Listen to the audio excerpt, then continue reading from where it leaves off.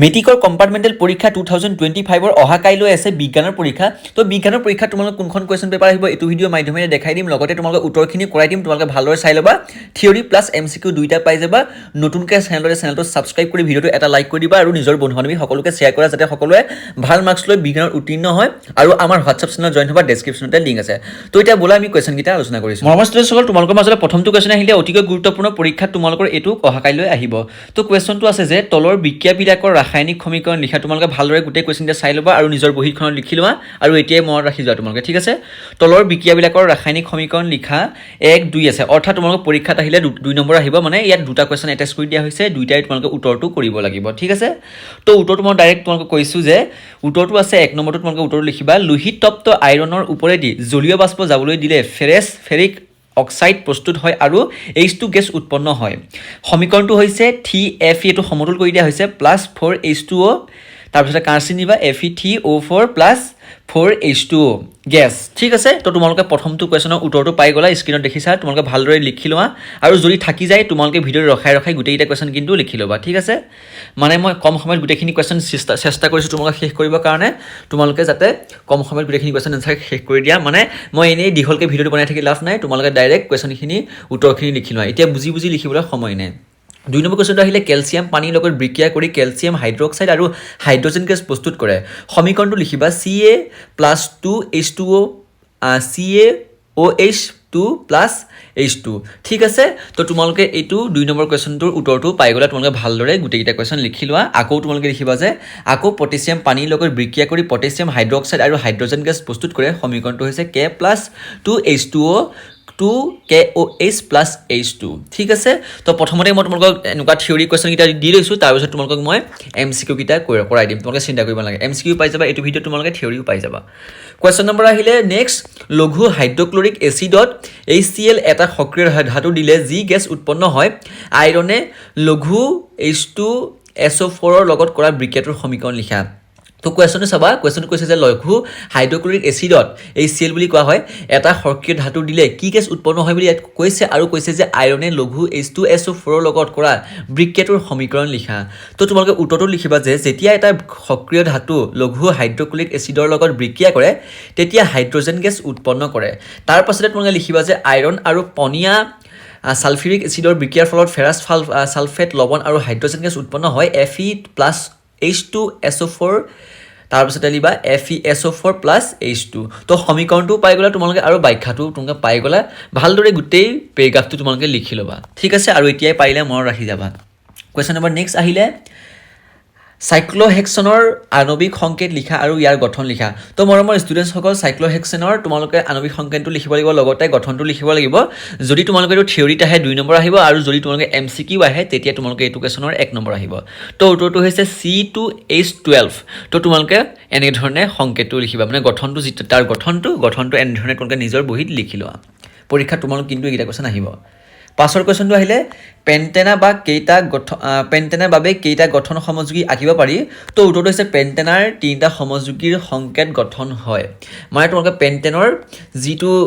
সমযোগী সেই সমযোগী যৌগৰ গঠনৰ সংকেত হ'ব তোমালোকে চাবা এইটো ছবিটো চাই লোৱা ভালদৰে গোটেই ছবিটো লিখি লোৱা ঠিক আছে লিখি ল'বা ভিডিঅ' ৰখাই লিখি ল'বা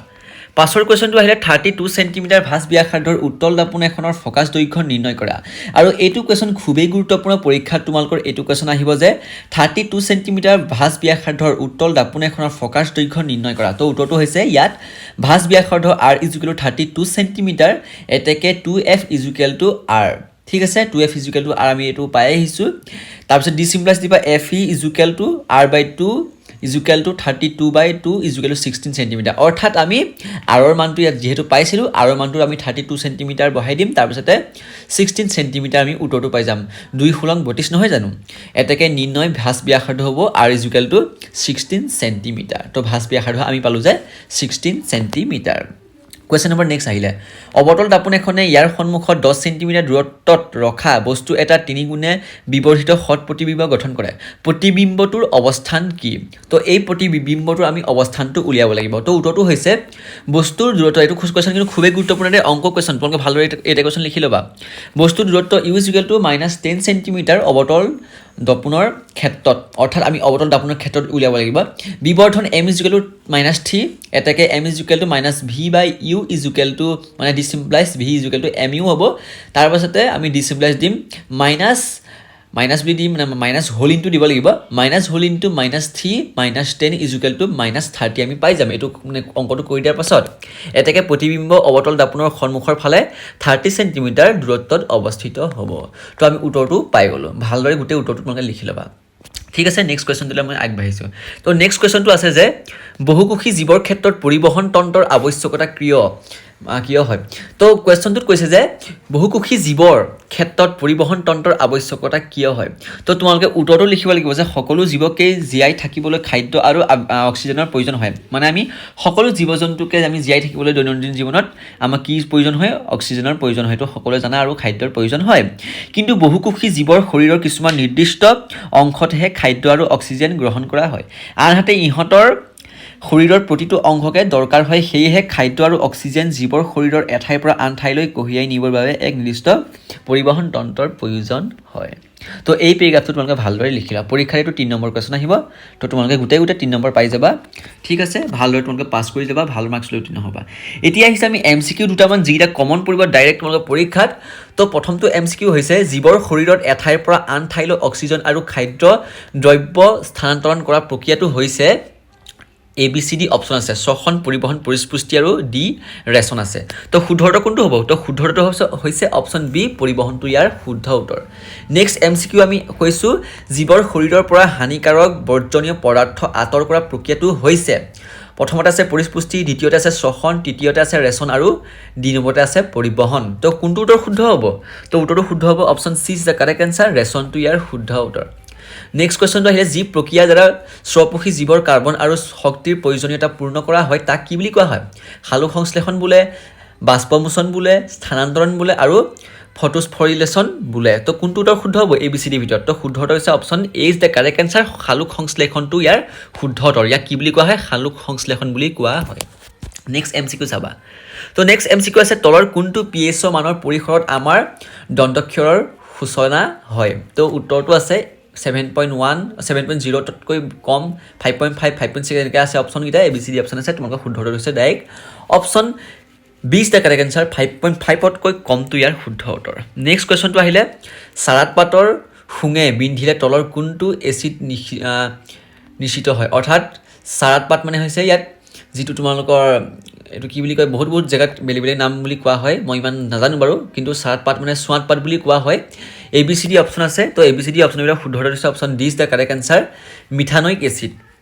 তাৰ পাছতে কোৱেশ্চনটো চাবা সোডিয়াম ক্লোৰাইড তলৰ কোনটো প্ৰকৃতিৰ লৱণ তো সোডিয়াম ক্লোৰাইড তলৰ কোনটো প্ৰকৃতিৰ লৱণ বুলি ক'লে তোমালোকে প্ৰথম ক্ষাৰকীয় আমলিক আৰু ইয়াৰ এটাও নহয় অপশন পাবা তো শুদ্ধ হৈছে option A is the correct answer প্ৰথমটো ইয়াৰ শুদ্ধ উত্তৰ অৰ্থাৎ সোডিয়াম ক্লোৰাইড তলৰ প্ৰথম প্ৰকৃতিৰ লৱণ তাৰ পাছৰ কোৱেশ্চনটো আহিলে অতিকৈ গুৰুত্বপূৰ্ণ আৰু মোস্ট ইম্পৰ্টেন্ট কোৱেশ্চন তলৰ কোনটো অসংপৃক্ত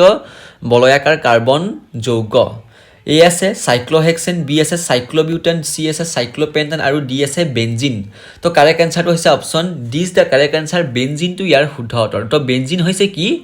অসংপৃক্ত বলয়াকাৰ কাৰ্বন যৌগ নেক্সট কোৱেশ্চনটো আহিলে পেন্টেনৰ গঠন সামগ্ৰী সংখ্যা কিমান তো পেন্টেনৰ গঠন সামগ্ৰী সংখ্যা হৈছে 2 3 5 7 অপশন আছে তো শুদ্ধ উত্তৰ ABCD বিলা শুদ্ধ উত্তৰ হ'ব option B is the correct answer তিনিটাটো ইয়াৰ শুদ্ধ উত্তৰ পেন্টেনৰ গঠন সামগ্ৰী সংখ্যা হৈছে তিনিটা option B is the correct answer তো মৰমৰ ষ্টুডেন্টছ হল তোমালোকে এইকেইটা কোৱেশ্চন ভালদৰে পঢ়া নতুনকৈ চেনেলটো সাবস্ক্ৰাইব কৰি ভিডিওটো এটা লাইক কৰি দিবা আৰু নিজৰ সকলো বন্ধু বান্ধৱীকে শ্বেয়াৰ কৰি দিয়া যাতে সকলোৱে ভালদৰে সায়েন্সত ভাল মাৰ্কছ লৈ উত্তীৰ্ণ হ'ব পাৰে তো আজিলৈ ভিডিওটো ইমানে ধন্যবাদ তোমালোকে ভালদৰে এইকেইটা কোৱেশ্চন চাই যাবা পৰীক্ষা